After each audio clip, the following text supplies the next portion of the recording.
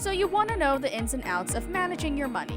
Well, lucky for you, you're just in time for another episode of Master Your Finances with certified financial planner professional Kurt Baker. Kurt and his panel of experts are here for you and will cover topics from a legal and personal standpoint. They'll discuss tax efficiency, liability, owning, managing, and saving your money, and more. Master Your Finances is underwritten in part by Certified Wealth Management and Investment and Rider University. Rider offers continuing studies programs for adults who need flexibility. Want to add new skills to your resume? Take a continuing studies course at Rider University. Now, let's learn how we can better change our habits with Kurt Baker. Do you want to learn how you can assist veterans? Do you want a list of organizations that aid veterans? Jeremy Deck is a retired U.S. Army veteran who has used his leadership, communication, and team-building abilities in a variety of settings. With his military experience as the Food Service Director for the United States Military Academy, he will share his knowledge of the resources available to veterans as well as volunteer opportunities to assist veterans. He will fill you with joy and pride as you give back to and assist veterans. Man, this is, Jeremy, just awesome what you're doing. I know you're a very successful guy and all, but I mean, all that you're doing for the veterans. And I think over the decades, I was born in the 60s. Veterans have been not necessarily always upheld the way they probably should be because they're put in really rough situations. And I know we lose, I think it's something like 11 or so a day, I believe it is right now, because of the PTSD and all the issues that they have to deal with coming back from these experiences that, let's just say, most of us would not want to endure, and it's a rough time. But the fact that we, as a society, have really come around where I think most of us are like, hey, we need to help these people. I mean, they go out there and they basically protect the country. They keep us here, and they allow us to enjoy. They provide that umbrella that allows us to enjoy all those privileges and things that we enjoy every single day. And a lot of times we tend to forget it sometimes, right? So anyway, first of all, I just want to thank you for your service and everything you've been doing, man. So that's awesome. Thank you, Kurt. I appreciate it. So tell us a little bit about how you got involved in this and how you got started and so forth. It's one heck of a story. There you go. We only have about 45 or so minutes to talk. So only 45? Those that know me might say 45 isn't long enough. Yeah. So I guess where to start. So I'm actually I grew up somewhat locally. I actually grew up over in Berks County, Pennsylvania. I grew up in the area. James Carville kind of said at one point, Pennsylvania is it's two different makeups. It's Pittsburgh and Philadelphia with Alabama in between, I think was the line. Yeah, it's pretty much so true. I grew up in the Alabama portion of the part of Pennsylvania between Philadelphia and Pittsburgh. But very early on, as I was getting ready to leave high school, I couldn't figure out what I wanted to do for a living, to be completely upfront. And I felt the military, oddly enough, I had some military recruiters show up at lunch one day. This is my senior year of high school, and I figured it was good enough for my father. I figured, what the heck? I didn't know what I wanted to do, didn't want to pay off for the college students listening out there. I didn't know that I wanted to be paying off student loans for the rest of my life. Right. And very early I said, you know what, I think the military is a good fit. There's college money there, there's some opportunity, and you know what, I can learn a skill at the same time. So left for basic training a month after graduating from high school, and a couple of years in, I realized, you know what, this is actually... I'm digging this. I could actually do this. And very quickly, I'm glad to hear that. Very quickly, a 4-year enlistment turned into 10 years. Right. I dare I say, I was actually having a little fun. Right. I was a paratrooper in the 82nd Airborne Division. I had been to South Korea by that point. I had been on a bunch of little deployments here and there. Mainly to Central America and the Caribbean, which was really rough. I gotta say. That was. Whew. That's why you like the military so much, right? early on, the deployments were really good. They didn't send you in Antarctica right away, apparently, right? No. That's good. But yeah, the first 10 years kind of flew by. Good. And right about the 10-year mark, it's like, well, heck, I'm halfway through. Might as well keep going because at 20 years, I get a pension. Right. True. And at the time, I was 27, 28. Right. And you're that age, and you're like, man, I'm 10 years away from getting a pretty consistent pension for the rest of my life. Why not? Right. So not long after that, I said, if I'm going to continue doing this, I might as well figure out a way to make an impact. So I made the decision to become a warrant officer. So I was a cook my first 12 years in the military, and I had the option to become a warrant officer, which is a technical expert in a specific field. In this case, I was a technical expert in food service. And what that really meant was I was expected to be a subject matter expert on everything food service related, from procurement to consumption. And that's even though it's a rough thing, you're just like the regular world. Here you got to like move it too. I mean, you got to know. People want to get fed when they're fighting, I'm assuming. And it's kind of important. Move it in some of the most interesting tough and ways. austere terrain. I mean, let's use Afghanistan for example. I actually spent my second deployment in Afghanistan in 2012. I actually supervised the distribution of to 90 different locations throughout Afghanistan. And most of them were ranged in size from about 10 or 15 all the way up to a couple of hundred. I was part of the United States Army Special Operations Command. We were part of a joint headquarters in Afghanistan. And I have to say that was one of the most eye-opening experiences and most educational experiences in my Army career, just having to figure out a way to deliver food to that many people. So it was our task force was about 5,000 people. Right. And delivering food to that many people across and essentially all of Afghanistan, and I can't remember correctly, but I think Afghanistan is essentially the size of Texas. It's pretty big. It's a pretty big country. And it's pretty rugged from what I understand. I've never been there personally, but I've just like read and seen movies and all that kind of stuff.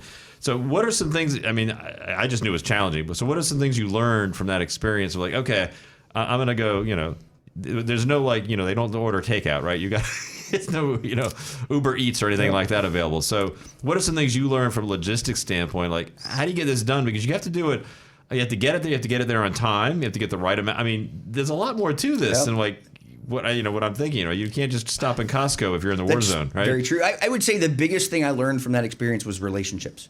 Okay. As crazy as that sounds, in a country like Afghanistan, where all of the people that you support are wearing the same uniform as you, right?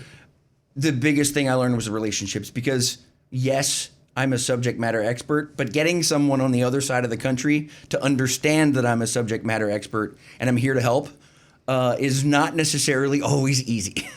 No. And it's kind of funny because I've taken a lot of what I learned, especially in the last half of my military career, and transferred it to what I do now and what I've done over the last 3 years or so. And you bring up a lot of points. For one, you're in. There's a lot of duress out there. Oh yeah. And you can't like say, well, if you get this food product to my men out there in the field or women, I'm going to give you a bonus at the end of the year. I'm going to compensate you or whatever. I mean, you've got a challenge, so to speak, because one, it's a tough situation, and two, the tools in your toolbox are pretty limited on how to motivate that person. Yep. So you want to give us some ideas of, well, how do you motivate me? I'm on the other side of the mountain, and you want me to do something for you that I'm like, I'm not so sure, Jeremy. Maybe I don't know what you're talking about, man. It's about buy-in. It's understanding and getting them to commit to understanding that they have a problem or an issue, so to speak, and then on top of that, getting them to understand that the issue that you're trying to fix, that the solution you're trying to give them fixes their issue. There you go. To a degree that helps them in a way that's maximizing their available time to do what it is they need to do, especially in the military, where you're going out and you're essentially fighting for your country in a foreign country. Right. How I'm going to eat shouldn't be a concern if that's your basic fundamental day-to-day responsibility. Right. Well, that's just awesome. So, all right, so you've had some challenging experiences, and so now you're a subject matter expert, you're a warrant officer. So what did you do now with that expertise? You went to Afghanistan, right? So, and you learned some things about, I think life comes down to relationships, just like, it's amazing how this always comes back down to relationships, right? I mean, we can live in an electronic world, or we can live in this world that we think is data-driven, but it's really comes back down to who are the people on each side of all this stuff, and how do we get along, and how do we interact as individuals. And I believe that's something that all of us should learn, especially younger generations where we tend to be disconnected because electronics tends to be the way that we like to connect, right? People texting in front of each other and they're not actually looking at each other, that kind of thing. 100%. But it all comes down to really building basic, solid, one-on-one, look me in the eye, tell me how you feel and why I should be doing what I'm doing, and help me care about what's going on here. And we're going to help each other out, and everybody's going to grow through that process, right? Exactly. And no other place is more important than when you're in the military, in a war zone, and you're trying to help people do what they need to do, which is a difficult job, and people die. So people get injured if we don't do this correctly the best way we can. So you handle that. What I think you said, like 90 different locations in Afghanistan. I can't even. That's a lot of places, man. Oh. So, and you got the food there, right? Thankfully, in a lot of different ways. There was a lot, yeah. So, any little quick stories you want to tell us about some challenges you had while you were doing that? Yeah. So one of the biggest ways we distributed food in country was under a parachute. And share the quick story that you asked for is, I learned very quickly that we were killing ourselves from an equipment and standpoint. We were constantly throwing food out of airplanes when we had other resources available to us. So I think when I got there, I think over 50% of every parachute that went out of a plane in my organization had food or water in it. Okay. And I very quickly understood that was very resource intensive. Right. Yeah, so one of the things I did was try extremely hard to bring in other stakeholders to maximize and utilize other avenues to deliver that. And I said 5 in every 10 parachutes had food or water in it. When I left Afghanistan 6 months later, I had dropped that to 4 in 10. So wow. When I first got there, 50% of all parachutes had food in it. When I left, 40%. So I managed to essentially create more space under parachutes for bullets and fuel and things like that that didn't need to be taken up by water or food. That's just awesome, man. So efficiency is in your blood, it sounds like. Exactly what the focus was efficiency. That's just awesome, man. We're going to take a quick break here. You're listening to Master Your Finances. We will be right back. This is Master Your Finances with Kurt Baker, Certified Financial Planner Professional. Learn about tax efficiency, liability, owning, managing, and saving your money, and more from Kurt and his experienced panel of guests. Master Your Finances is underwritten in part by Certified Wealth Management and Investment and Rider University. Rider University offers flexible education for adult learners. For more information, it's rider.edu/nextstep. Welcome back. You're listening to Master Your Finances. I am here with Jeremy Deck, and we're talking about veterans and how important they are to everything we do here, because without our veterans helping us out, we wouldn't be here. Who knows what language we'd be speaking right now? This is true. Who the heck knows, right? Very thankful to the veterans, Jeremy, and I appreciate everything you've done. So when we left off, I didn't know that you were doing the logistic thing in Afghanistan, which had to be an extremely amazing experience just from an education standpoint. It's problem solving, creating more efficient means to do things, get the food there, using fewer parachutes, which is interesting. So then you could deliver more, other ammo and type things that are actually necessary in the front lines, which might be more appropriate to do a parachute drop type thing as opposed to maybe taking it by other means. So after that, what did you do after Afghanistan? I know you've got more things in your story here. So what happened after Afghanistan in your career there? Yeah, so I left Afghanistan and fast forward about a year or two, and I decided I wanted to revisit something I decided not to go into when I left high school. I decided to go to college. Mm-hmm. And the military offers some really awesome benefits to go to college while you're serving. And I decided to take advantage of a program that essentially allowed me to unplug from the Army for a year and a half and actually become a full-time college student. It was essentially a way to broaden myself, right. A way to give back to the military, because there was obviously commitment on the back end. And I became a full-time college student for about a year and a half. I can certainly relate to some of the listeners out there. I went from not having a degree to having a degree in a year and a half. So I condensed Now, I did roll in about 20 or so credit hours, but... So what were you studying when you went to... What was your area of interest? So I'm a business major. Okay. I have a degree in business administration from a very small school in eastern North Carolina, an amazing school, I have to say, called the University of North Carolina at Pembroke. Mm-hmm. And one of the things that I picked up on top of the extremely busy class schedule, I think I actually took 20 credit hours 3 semesters in a row, and then also took summer classes. Mm-hmm. I learned a lot in terms of being able to give back and I'll use data as a good example about that, or of my experience. As a business major, I really got into statistics, and as corny as it sounds and as frankly nerdy as it comes across, I actually learned a lot about Excel and spreadsheets and using data to drive decision making. And that's one of the big takeaways I had from pursuing higher education. And frankly, one of the reasons why I'm glad I waited so long to go to college was because I had those life experiences. Right. And I understand there's a certain degree of growth that happens in college. And frankly, I'm with a class load of 20 semester hours for 3 consecutive full-time semesters. That's not something I could have done as an 18-year-old fresh out of high school. I needed the opportunity to focus. And frankly, I was under the gun. The Army only gave me a year and a half to do the schooling that I needed. But I got it done. And I was also an honor student, so I actually took part in the university honors program also.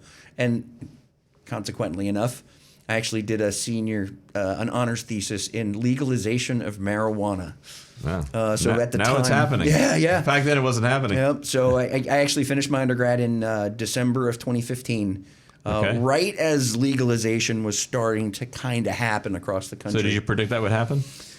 Well, at that point, there was already some momentum, and Colorado had begun to prove that there was, if anything else, a lot of tax revenue to be gained from legalization efforts. That gets governments interested. It sure does. Okay. All right. So you got done with your degree in a year and a half, which is pretty amazing, frankly. So then where did your career go from there? It's from the military. I actually moved to South Carolina and actually spent the next year or so at a little place called Fort Jackson. It's one of the bigger basic training bases in the U.S. Army. 6,000 to 10,000 students at any one time, depending on what time of the year. Mm-hmm. Had some regional oversight for a couple of different bases and the food service operation at each. And then I also decided, while I was going back to be a full-time soldier, I also decided to move forward with my education pursuits. And also became a graduate student at the University of South Carolina. Go Gamecocks. Oh, okay. So in addition to being a soldier, I was also still a full-time college student, doing a lot of night classes and a lot of weekend classes. Okay. Was this involve business as well? All business. Okay. Yeah, so I finished my MBA finally in 2019. Okay. All right, so this is where things get interesting, I think, right? Yeah, I mean, that's where interesting things start already. to get a little fun. I mean, we've had a little bit of this conversation already. So 2019, and he's like, all right, things are cooking now, man. All right, no pun intended, but the cooking coming. They're definitely cooking. So what was your shift then, which I think was pretty cool? Yeah, so it's weird. So I was in my office, and I got to backtrack. So I actually managed to finish my degree in 2019 when I was already working at West Point. Right. So I think it was September of 2017, my boss calls me on the phone, and he says, "Hey, I have a problem at West Point. I need you to go fix it." Right. And that was all he told me. And I got on a plane about 2 weeks later, I think, not completely understanding what I was getting into. And I ended up taking over the food service operation at West Point for the next 3 years until I retired back in 2020. Yeah, cadets like to eat. I don't know. They do. And in fact, if you get a chance to YouTube the U.S. Military Academy at West Point Cadet Mess Hall, you would be amazed at some of the time-lapse videos and the way the academy feeds cadets. Okay. my first 3 weeks of being there and learning the operation, I felt like I was drinking from a fire hose. Right. I had been in military food service at that point 21 years, and I'd never seen anything like what I had at West Point. So what were your first things that you thought were a little different about what you've been used to?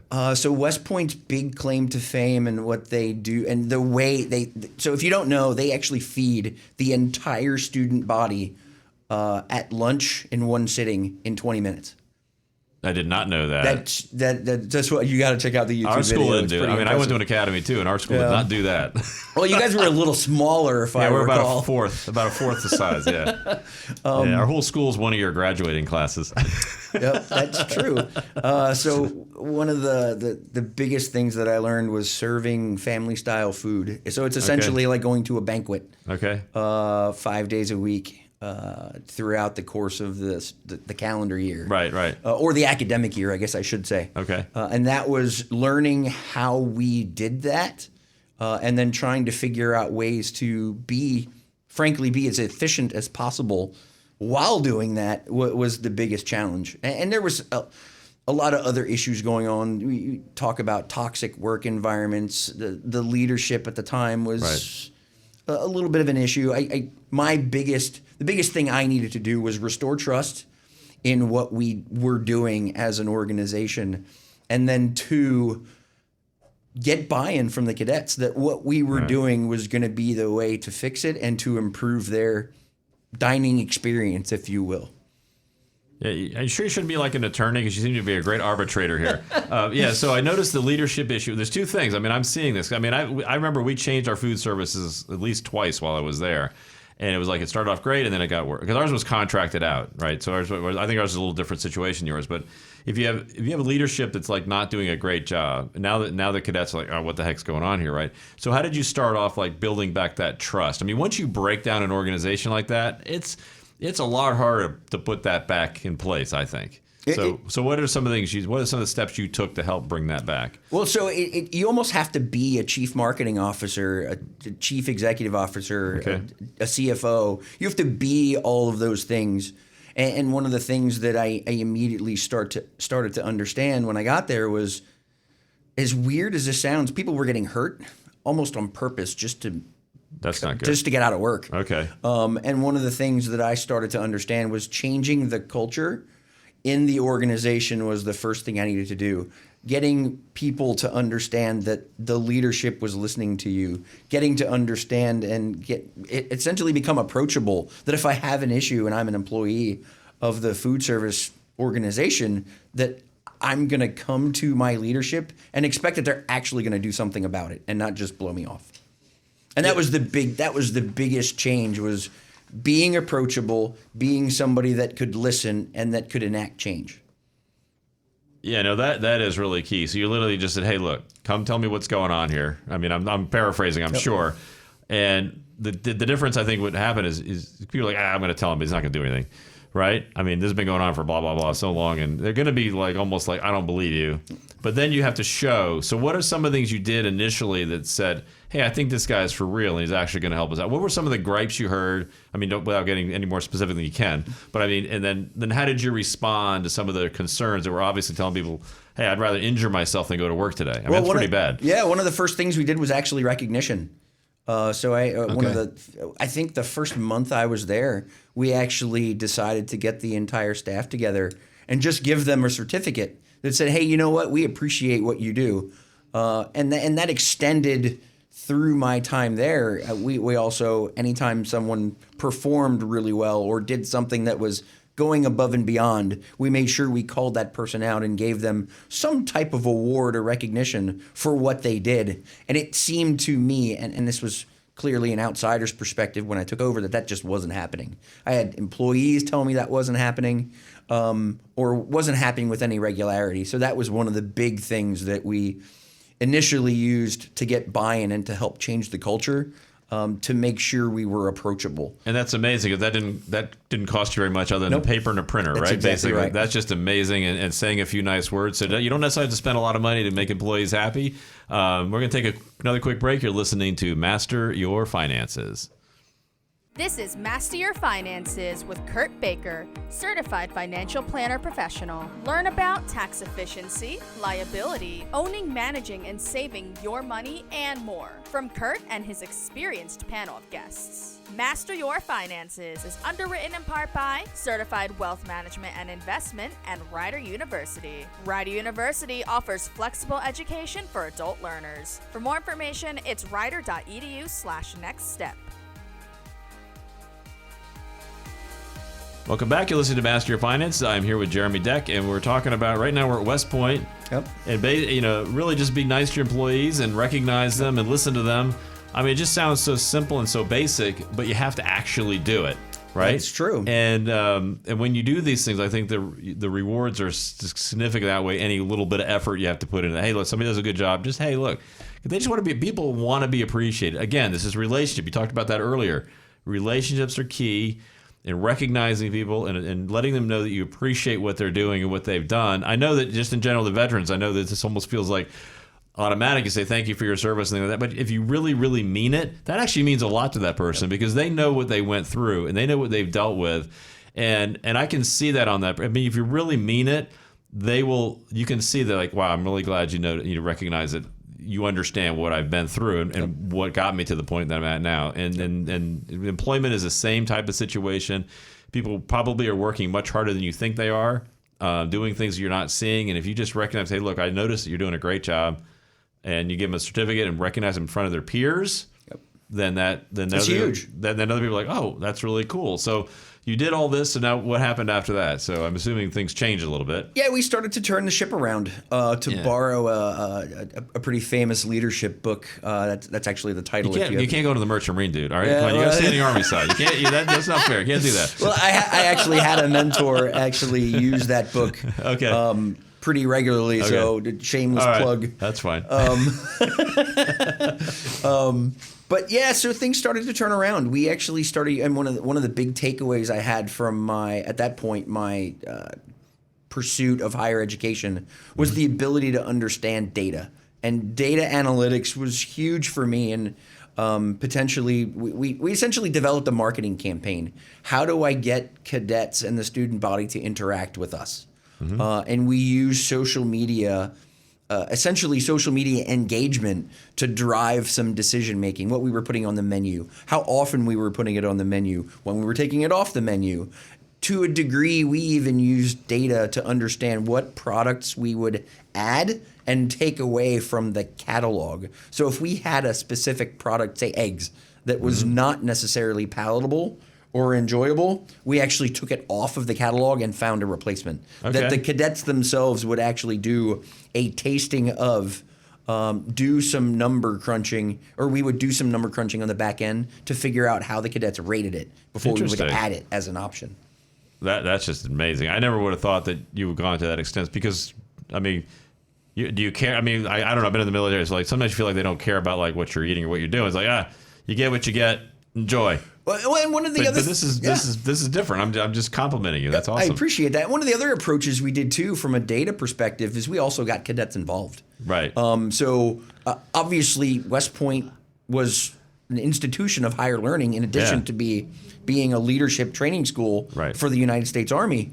We actually went out to, and one of their big claims to fame is engineering. Yep. And I actually went out to the engineering department and actually had classes do time motion studies of the way we process cadets through the serving area, how fast they got their food, what products they gravitate through, how to make the serving process as efficient as possible.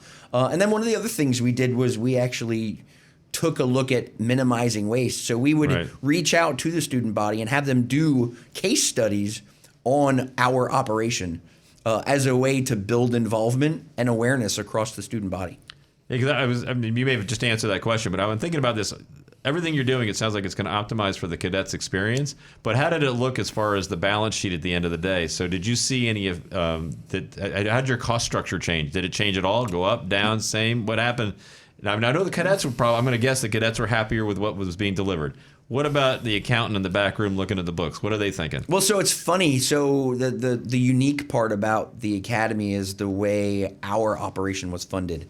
So each cadet actually donates a and make sure I put it out there. West Point is not the typical university. Right. A cadet doesn't necessarily pay tuition in the same way a conventional college student would. But every cadet actually donates a portion of money back to us to prepare and procure their food.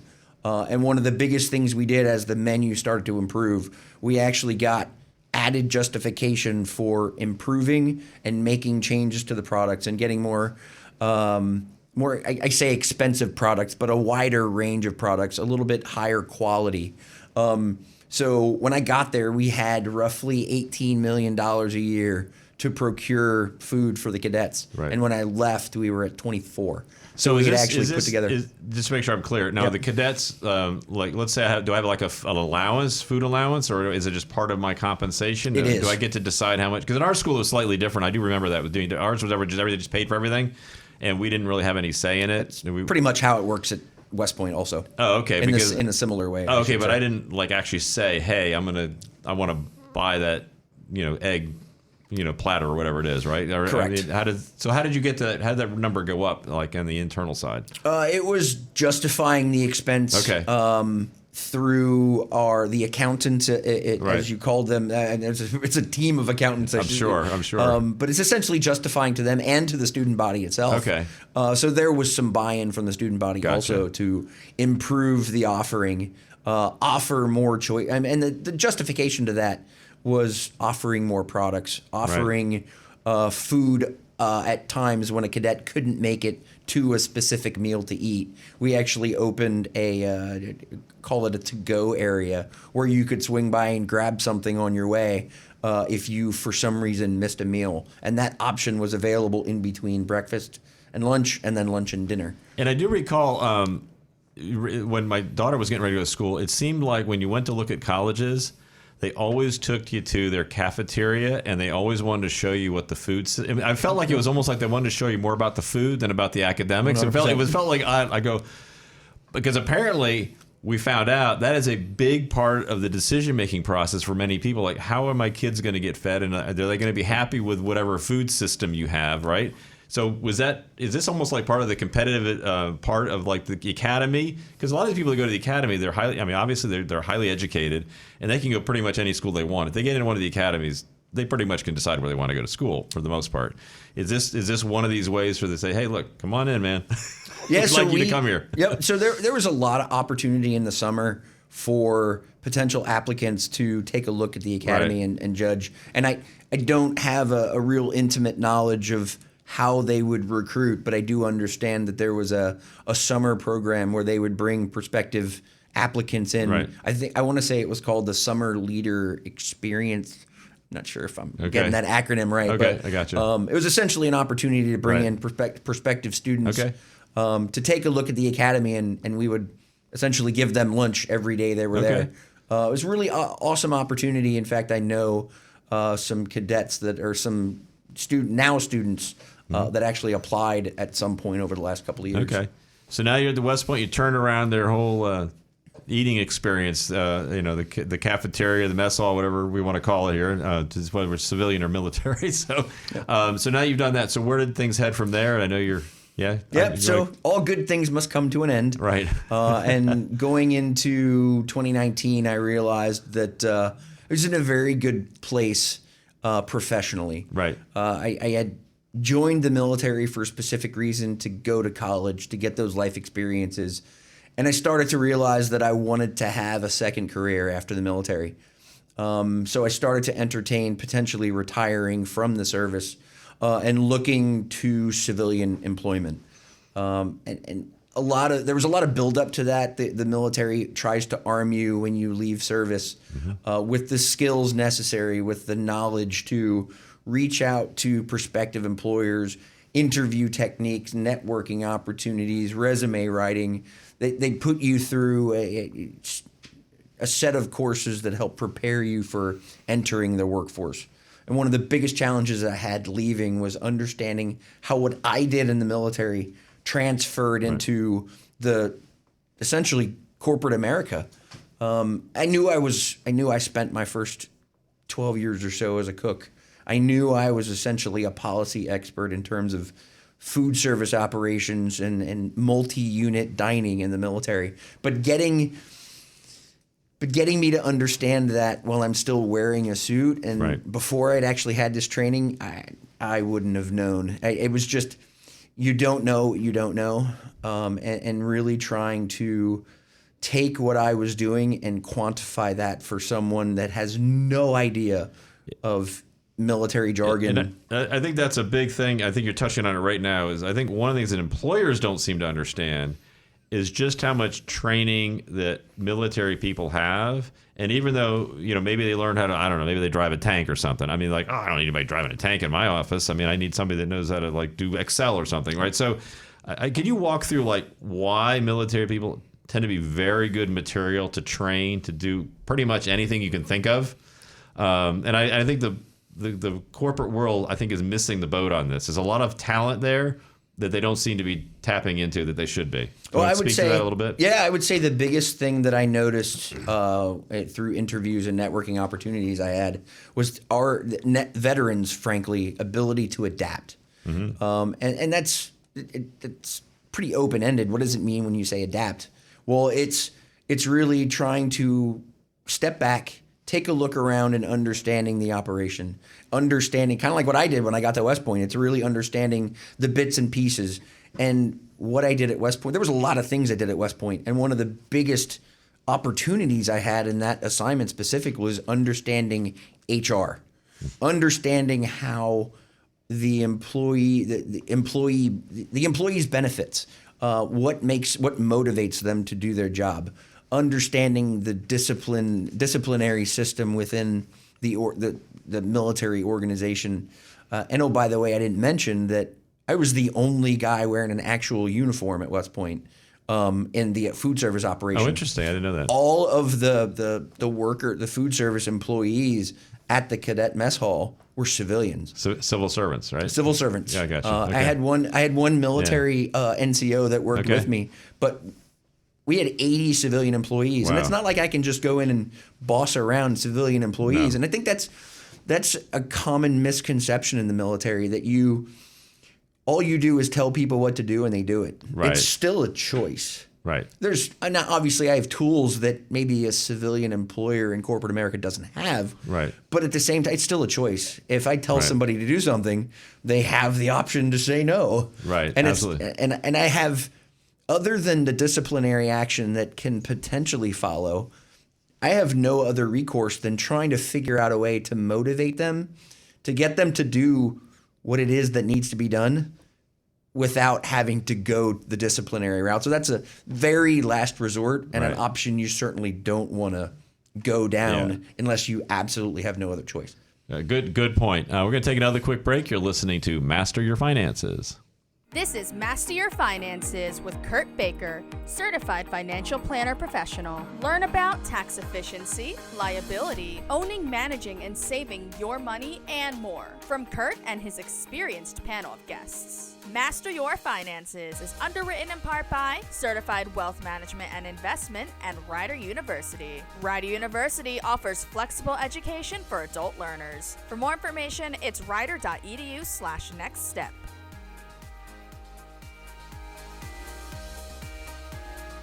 Welcome back. You're listening to Master Your Finances. I'm here with Jeremy Deck, and if you want good food, go to West Point, because Jeremy definitely set up a good system there. You're gonna eat like a king or a queen, right? So thank you for that. And thanks for really helping the cadets out, because I know they definitely appreciate it. I remember when I was going to school, it's like, oh my gosh, thank goodness there's something good to eat. But all right, so to walk us through like what happened now, you the prep thing, and I think this is really really important, is that military people have a lot of skills and a lot of training that helps them learn almost anything. You said adaptability, which I think is really important. And I think, like most of us, I mean, when you come to get a job, how many people walk into that job having the skill set for that specific job? Everybody goes through some type of training. There's some type of period of training.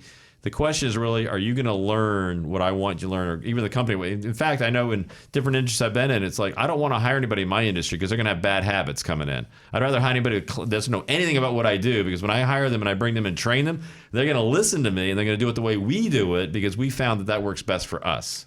Right. So in some ways, that's actually even another positive on top of it, because you're going to come in and listen. Okay, this is the way our company does it. So now you're going through all this process. So what happens now? You had some opportunities afterwards, right? Because you were doing a great job at West Point.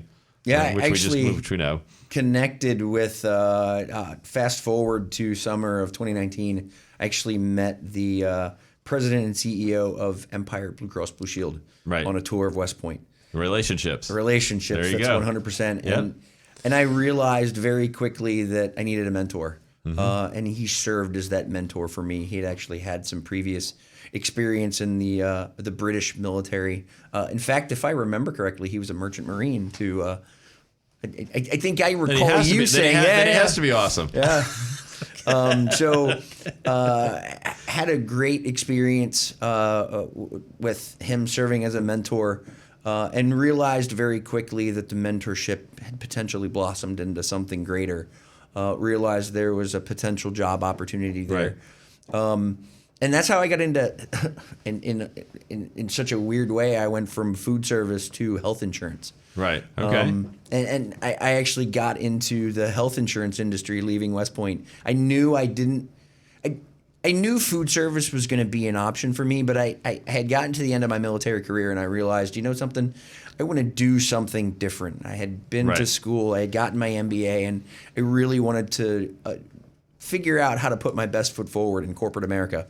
And I figured what better place than New York City.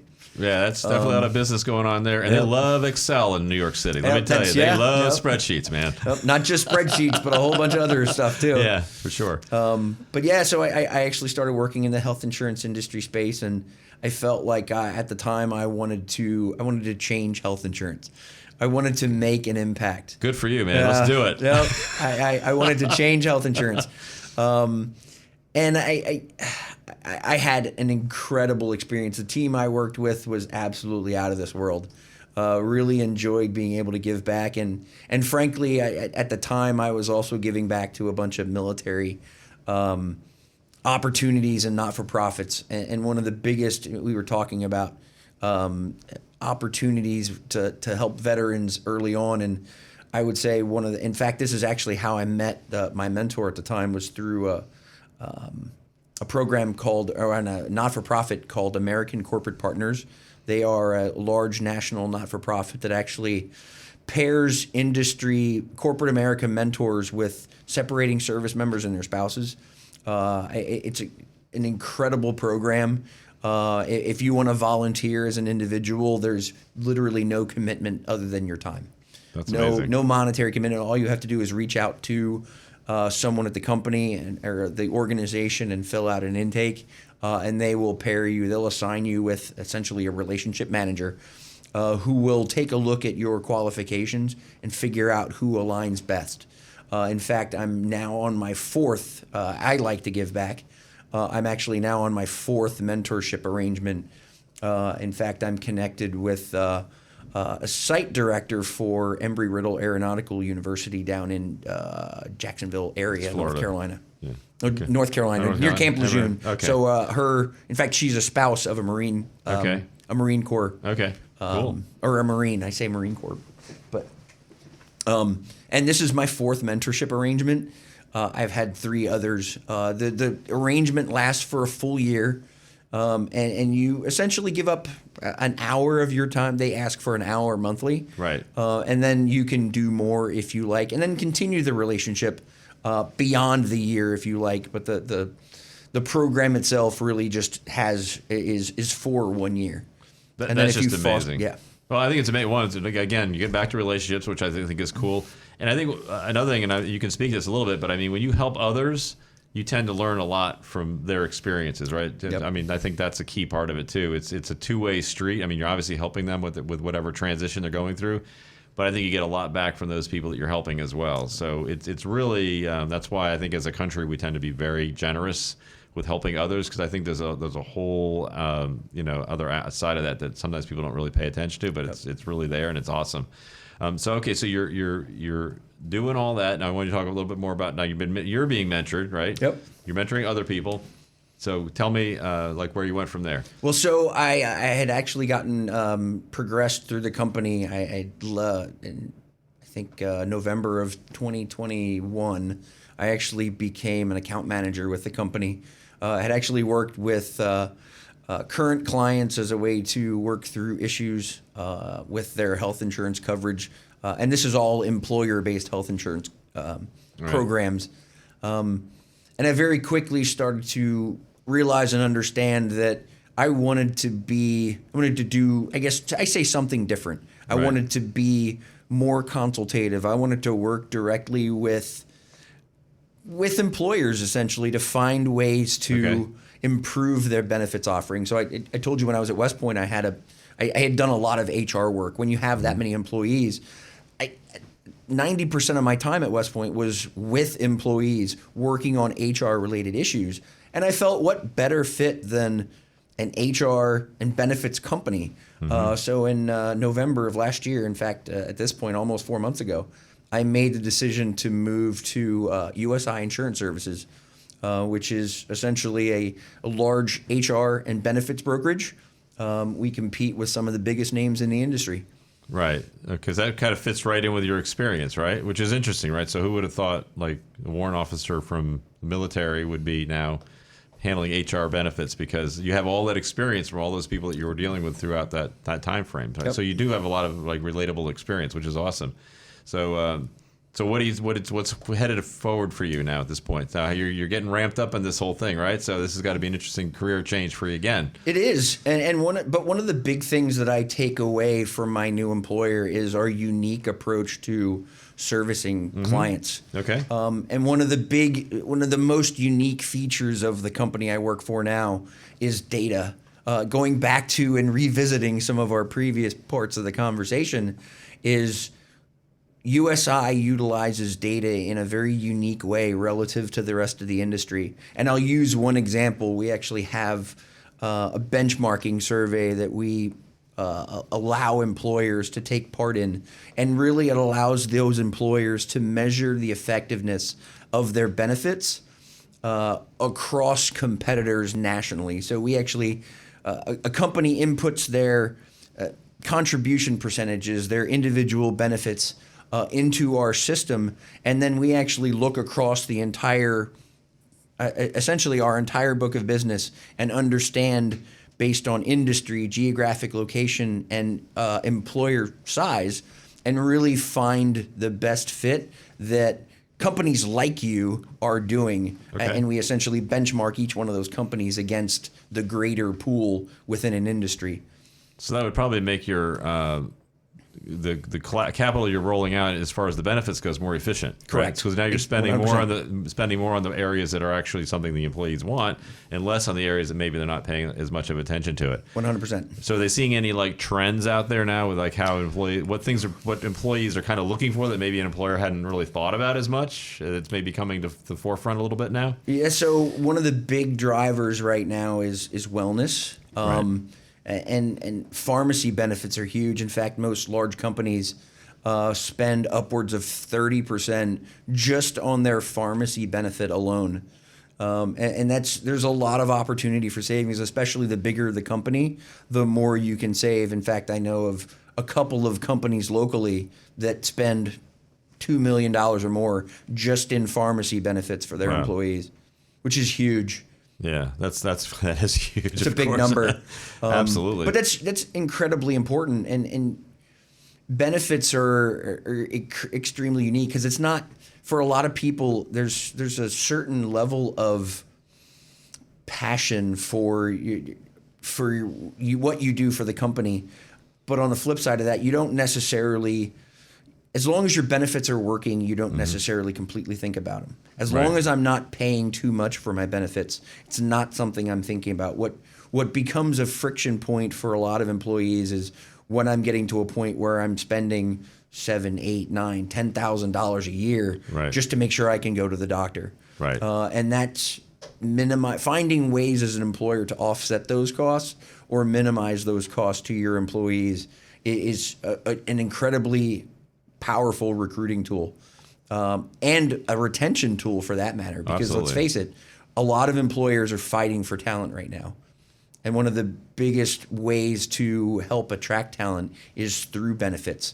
And one of the big, I guess, call it resources that's out there is fertility benefits. I actually worked a good portion of time in New York and worked for a New York-based insurance provider, and fertility benefits were huge. Not just for heterosexual spouses, but same-sex spouses. Right. That's a huge benefit. And in fact, not only as a way to grow a family, but also for actual fertility-related treatments. And that's, for a long time, those were optional procedures that weren't covered, and the expense on the employee was huge. In some cases, $10,000, $20,000, $30,000 just to start a family, and that's not something that it's easy to put a price on. Well, that's amazing, Jeremy. We're running out of time. Any final thoughts before we head out for today? You just did a great job. No, Thank you. I appreciate the time, and one of the things that I hope showed through in our conversation was my passion for people. And that's one of the things that I wanted to leave with is just, I throughout my career and now in the civilian world, it's all about helping people. Absolutely. And that's what I want to do. Well, you're doing a great job of it, Jeremy. Keep it up with the great work. You're listening to Master Your Finances. Have a wonderful day. That was this week's episode of Master Your Finances with Kurt Baker, Certified Financial Planner Professional. Tune in every Sunday at 9 a.m. to expand your knowledge in building and managing your wealth. Missed an episode? No worries. You can subscribe to a free weekly episode of Master Your Finances to listen to on your favorite podcasting platform. Apple, Spotify, Google Podcasts, whatever. Master Your Finances is underwritten in part by Certified Wealth Management and Investment and Rider University. Rider offers continuing studies programs for adults who need flexibility. Want to add new skills to your resume? Take a continuing studies course at Rider University.